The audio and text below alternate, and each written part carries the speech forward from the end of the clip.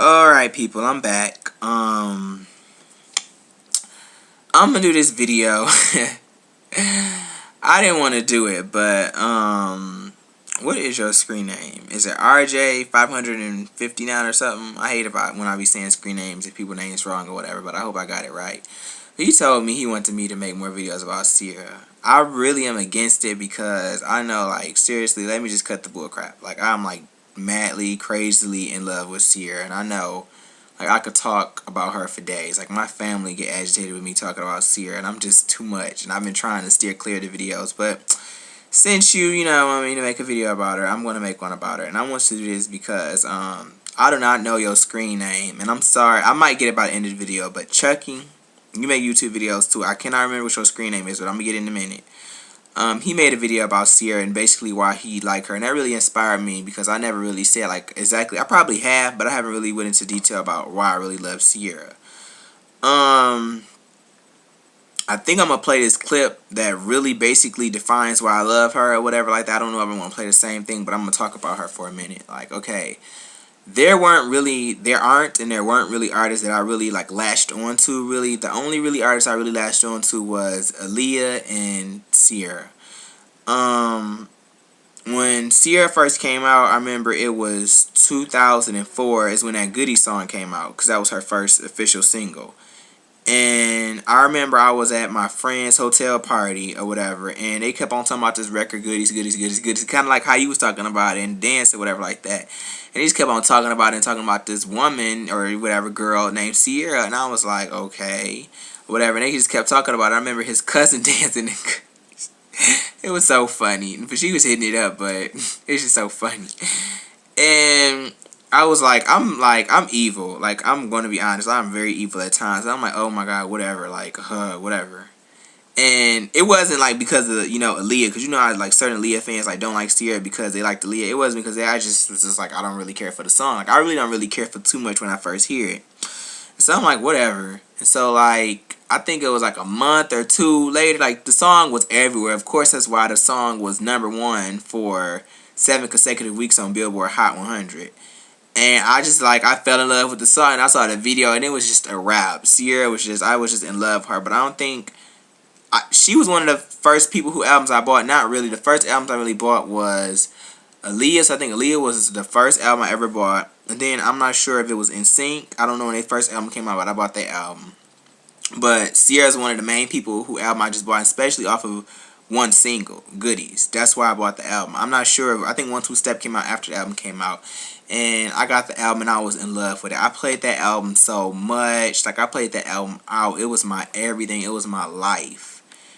And I remember when they did on BET Access Granted for 1 2 Step, and she was talking about people comparing her to Aaliyah, and how she really appreciated it, and how she loved her so much, and how it was really touching, and how she's trying to create her own lane too, and about people saying that she can't sing and stuff. I think that might have been in Goodies. No, that wasn't something else. That was something else too.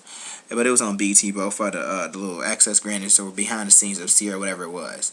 And she was saying, it was just a lot of interviews. It was in the 1 2 Step one, and it was in this other one, just about Goodies, the album. And she was like, how people saying she can't really sing and blah blah blah. And she was saying she's definitely not a Whitney Houston, but she definitely has vocal talent. That right there touched me because, a lot of people steer clear of stuff like that. Like, they don't like to bring it up, but she answered the question, that everybody had kept on been saying, and she, like, it was just something about her saying that, and just, like, knowing what her limits was, but still knowing that, this is not going to stop me from my dream. I like singing and I like dancing. This is what I'm going to do.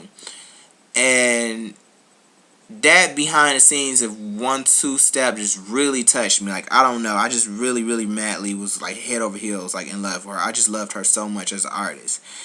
And I like to dance, and so, like, all her songs, Goodies, 1 2 Step, like, she just had me. And then she came out with the Evolution in 2006. I was telling everybody about the album in school. I came to school the next day with the album. Like, I was just so excited. And she changed. Like, she improved so much. Like, her vocals on Promise, like, she shitted on the whole R&B game. People can say what the fuck they want to say, but she was #1 on the R&B and hip hop Billboard chart. And Promise peaked at, what was it, 11 on Billboard Hot 100, and I think it had over like 100 million radio airplay. Like, she shitted on the game in R&B. Like, it was a done deal. It was a wrap. Like, there was nothing else coming for her. And then she came out with Get Up. I think Get Up was before that, but that was supposedly a promotional buzz single. I love that song so much. Like, I remember being in Step Up. I probably saw Step Up just to hear that song. Or just because of that song. And I remember at the end of the movie, like, you know, people normally leave. Like, I normally leave, but I stayed just to sit up there and sing the lyrics to Get Up. I was like, oh my God. Like, I was just so crazy, like, in love with her. And one thing is, like, a lot of people focus on, like, the hits and everything like that. Like, so it's so funny because when Ciara first came out, I wasn't the type of person to look at hits or who had this single. I wasn't really technology focused or really into, like, looking at all this stuff. And so I didn't know. It was all about the music for me. I didn't know that Goodies had went 5 times platinum worldwide. I didn't know that when I had got the Evolution that first week, it sold 338,000 in that first week, and I didn't know they had went platinum within 5 weeks. I didn't even know that's like what 2007, 2008. I didn't even know none of that stuff. So it's all about the music with me, and a lot of people like to like scrutinize her, but what I like about her is like she's an artist. You know, she's here for change. She's here to improve. She's not trying to be the same thing that she was yesterday. We are supposed to improve every day, and you know it's okay if we change, just as long as we know that we haven't lost the essence of ourselves. And yes, she's changed, but how do we as people really know who she really is? Okay, she had a crunk record. I would really kind of say 2 because O was kind of crunkish. And 1 2 Step was just a worldwide appeal type song. And Goodies had crunk in there. But she wasn't really crunk. Like, to me, Goodies was completely R&B to me. With, like, a mix of other stuff. Because a lot of times people like to call an album one thing when it's actually a lot of different genres in one. But we stick to the one that's just mainly, you know, focused on. And I remember somebody said something. It was like, you know, if you're an artist and you think that you could just make music for yourself, or, you know, you think it's just about you and you can make whatever type of music you want, and you're wrong. And that's true because you're an artist. You're selling records to people. If you want to make songs that just you like, then you wouldn't be an artist. You wouldn't be a mainstream artist. You'd be making music for yourself. You'd be singing to yourself. You'd be performing to yourself. But she's an artist, so of course she's obligated to be able to change herself up a little bit. And a lot of people scrutinize her for that. And she did sell 81,000 the first week. But what does that matter? Last time I checked, record sales never accounted for somebody's talent. And a lot of people like to scrutinize her for that. But, I mean, at the end of the day, Ciara still shits on half of the game as far as being an entertainer and a performer. Who else is really fucking with Ciara as far as an entertainer other than Beyonce? It's people that's selling 500,000, no shade, with shade, whatever you want to say, and millions worldwide, but it's barely talented and can barely put on a show. When you're in the music business, it's called the entertainment business, you're meant to perform, you're meant to entertain. So whether it's just with your vocals, or whether it's choreography, or with the live band, you know, you're still obligated to put on a show. And if you're not putting on a show, then what the hell are you? And I just want to play this clip really quick because the video is about to be over, and it might even be a part 2 of this because I don't think I covered everything, but this really like touched me. This was everything right here. Let me turn it up. I will not lose. The journey for my career, it was truly a process. In the beginning, I started out in a group, and you know, it looked very promising. Then all of a sudden, we kind of started to have creative differences, you know, when we all had to go separate ways. So I decided to pursue my own solo career. There were times when people didn't really believe in me. And honestly, a lot of people around me, I think, believed in me more as a writer than an artist. So I had to convince, you know, like, hey, I'm here, hey, I can do this. And it took me just one chance to get in the booth with the producer that was patient. Got a deal.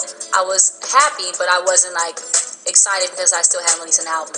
And then all of a sudden, my label folds. I think I asked, what am I going to do? I know I did, but I believed in myself and knew that it would still go forward. I didn't give up, you know, and did a showcase for LaFace Samba, and that went pretty well. Went over there. It still wasn't easy for them to really believe in me, too. For my first record, I pushed really, really, really hard for that song, and that record was... it was a success, you know, and I'm really, really glad that I didn't give up. Every struggle I faced, I believe, it was necessary because it made me a better person. Losing is only losing